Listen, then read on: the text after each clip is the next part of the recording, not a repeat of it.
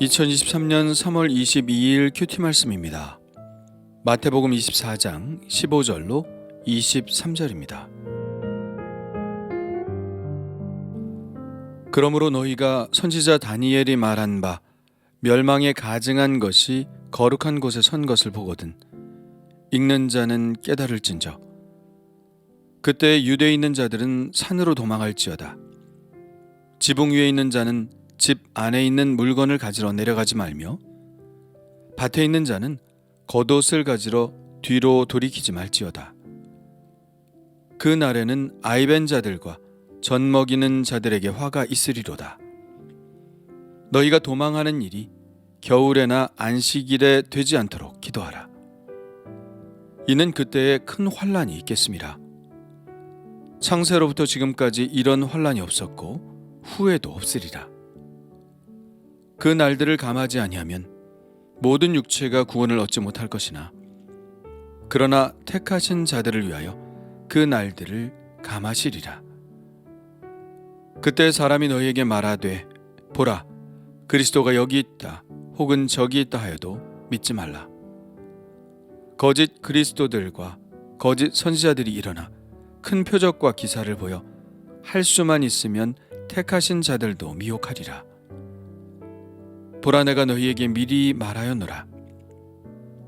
그러면 사람들이 너희에게 말하되 보라 그리스도가 광야에 있다 하여도 나가지 말고 보라 골방에 있다 하여도 믿지 말라. 번개가 동편에서 나서 서편까지 번쩍임같이 인자의 임함도 그러하리라. 주검이 있는 곳에는 독수리들이 모일 것이니라. 아멘.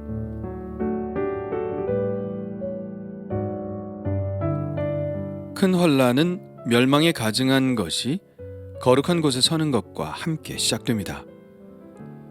그때 해야 하는 것은 또 할 수 있는 유일한 것은 오직 도망하는 것밖에는 없습니다. 맞서 싸워볼 만한 성격의 환란이 아니기 때문이죠. 그야말로 큰 환란이기 때문입니다. 그렇다면 선지자 다니엘이 말한 바 멸망에 가증한 것이란 무엇일까요?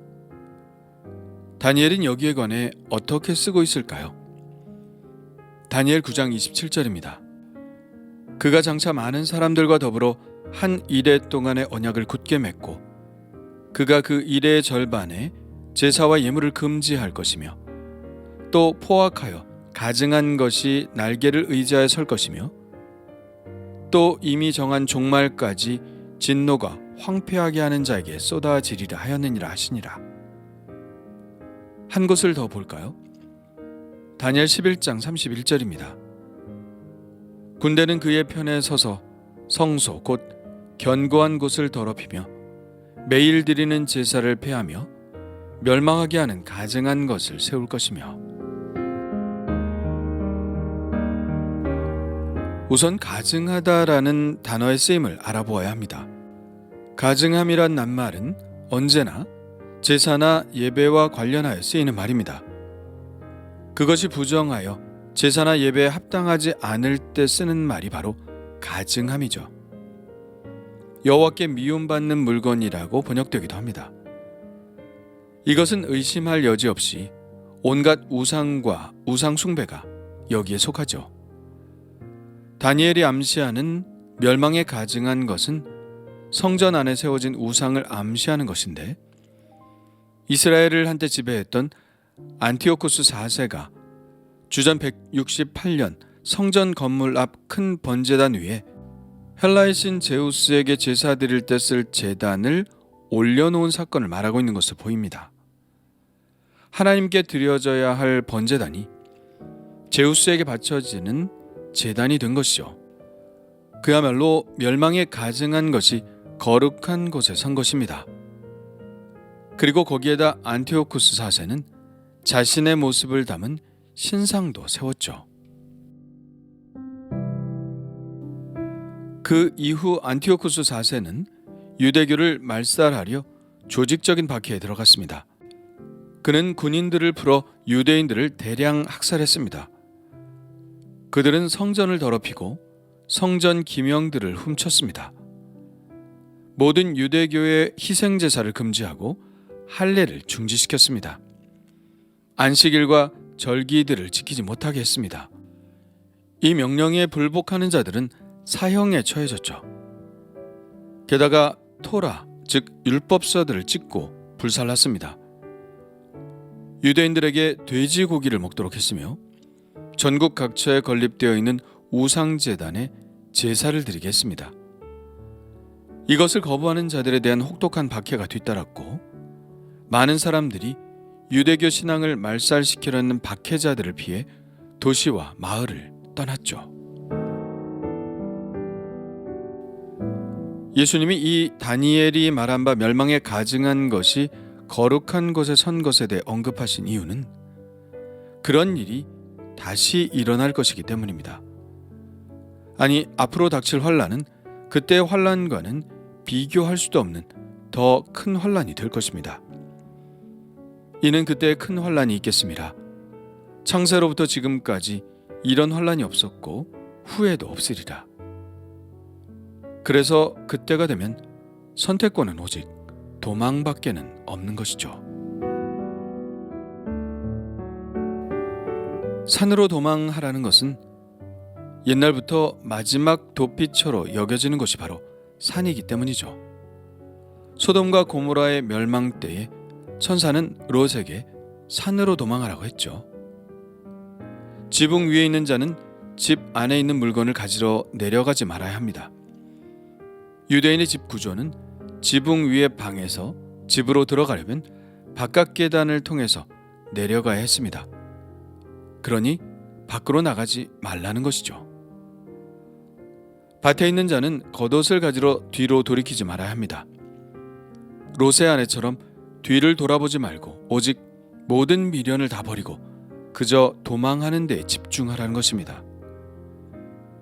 아이벤 자들과 젖먹이는 자들에게 화가 있다는 것은 그들의 상황이 빠르게 도망할 수 없는 상황이기 때문이고, 도망하는 일이 겨울에나 안식일이 되지 않도록 기도하라는 것은 겨울은 도망자에게 더욱 혹독하게 다가오는 추위 때문이며, 안식일은 하나님의 명령을 어기는 것에 대한 양심의 가책 때문에 도망하는 것을 망설이기 때문입니다. 이 모든 것은 상황의 급박성과 환란의 심각성을 표현하는 것이죠. 그만큼 이 환란이 클 것이라는 말씀입니다. 이러한 외부적인 박해도 심각한 것이지만 내부적인 곤경도 매우 크게 일어날 것입니다. 그것은 그리스도의 재림에 대한 잘못된 지식이나 희망 때문에 생겨나는 것인데, 이러한 외부적인 박해의 심각성과 그것 때문에 더욱 대망하게 되는 그리스도의 재림에 대한 기대를 틈타 거짓 그리스도들과 거짓 선지자들이 일어날 것이기 때문입니다. 그들은 자신들을 믿게 하는 것으로서 큰 표적과 기사도 보일 것이어서 많은 그리스도인들이 그들에게 미혹될 것입니다. 그러나 이런 일이 있을 때 분별할 수 있는 재림에 관한 가장 확실한 지식은 그리스도의 재림은 지역적으로 오지 않는다는 것입니다. 그리스도가 여기 있다 저기 있다 하면서 공간적 제약성을 가지고 오시지 않는다는 것이죠. 그래서 그리스도인들은 그러한 말들에 현혹되지 말아야 합니다. 광야와 같은 열린 공간에 있다고 떠들어도 그를 보기 위해 나가지 말아야 합니다. 골방처럼 밀폐된 공간에 있다고 선전하여도 그 말을 믿지 말아야 합니다. 그리스도의 재림은 그렇게 공간적 제약을 가지고 오시는 것이 아니라 모든 시공을 초월하여 오십니다. 아시아 사람들도 아프리카 사람들도 유럽 사람들도 모두 알아볼 수 있도록 오십니다. 번개가 동편에서 나서 서편까지 번쩍임같이 인자의 임함도 그렇게 모든 사람들이 인지할 수 있는 방식으로 오신다는 것이죠. 그것은 마치 주검이 있는 곳에 독수리들이 모이는 것과 같습니다. 독수리들이 자기들의 먹잇감을 보고 그 자리 위에 하늘에서 빙빙 돌고 있는 것을 우리가 다 볼 수 있듯이, 그렇게 모든 사람에게 분명하게 보일 것이라는 말씀이죠. 예, 이것이 우리에게 있는 유일한 희망입니다. 우리가 그런 외부적인 큰 환난 가운데서도 또 내부적인 이러한 혼란 가운데서도 우리가 기댈 수 있는 유일한 희망은 주님의 오심입니다. 이것만이 우리에게 희망임을 주님은 우리에게 이렇게 말씀하시죠. 그 날들을 감하지 아니하면 모든 육체가 구원을 얻지 못할 것이나 그러나 택하신 자들을 위하여 그 날들을 감하시리라. 우리가 기댈 수 있는 유일한 희망은 우리를 위하시는 하나님의 자비로우심입니다. 주님이 오셔서 우리를 구하실 것이라는 기대만이 우리의 희망인 것이죠. 이는 예레미야가 초토화된 예루살렘에서 이렇게 희망을 노래한 것과 같습니다. 여호와의 인자와 긍휼이 무궁하심으로 우리가 진멸되지 아니함이니이다. 이것들이 아침마다 새로우니 주의 성실하심이 크시도소이다. 내 심령에 이르기를 여호와는 나의 기업이시니 그러므로 내가 그를 바라리라 하도다. 기다리는 자들에게나 구하는 영혼들에게 여호와는 선하시도다. 사람이 여호와의 구원을 바라고 잠잠히 기다림이 좋도다. 매 시대마다 가증한 것이 있어왔고 믿는 자들에 대한 환난이 있어왔고 또 혼란도 있어왔습니다. 그때마다 그리스도인들은 주님의 말씀을 생각하고 이겨냈죠. 우리 시대에도 분명 예외 없이 어떤 가증한 것이 서고 어떤 환난과 또 어떤 혼란도 있을 것입니다. 그것이 개인적인 것이든 집단적인 것이든 사회 전반적인 것이든 우리의 믿음을 위협하는 일이 있을 것입니다. 아니, 지금 그 일을 겪고 있을 수도 있죠.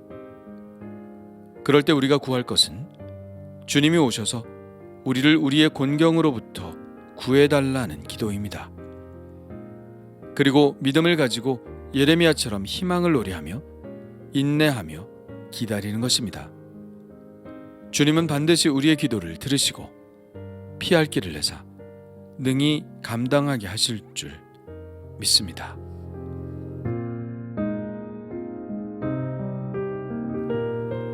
주님 감사합니다. 어떤 환난 가운데서도 우리의 희망은 주님의 다시 오심임을 고백합니다. 어떤 미혹과 혼란 가운데서도 우리를 구하실 분은 주님의 임재임을 고백합니다. 주여, 제 삶에 오시옵소서. 저의 환난과 저의 흔들리는 마음 가운데 오시옵소서. 오셔서 구하시옵소서. 믿음을 주시고 흔들리지 않고 그 자리에 서서 잠잠히 주님을 기다리며 이기게 하옵소서. 오늘도 저의 삶에 오셔서 힘을 더하실 예수 그리스도의 이름으로 기도합니다. 아멘.